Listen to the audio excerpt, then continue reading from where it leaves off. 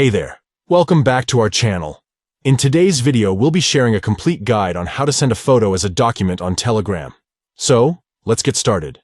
Step 1. Open the Telegram app on your Android device. Step 2. Look for the link icon at the bottom of the screen and tap on it. Step 3. From the options that appear, tap on File at the bottom of the screen. Step 4. Now tap on Gallery to access your photo gallery. Step 5.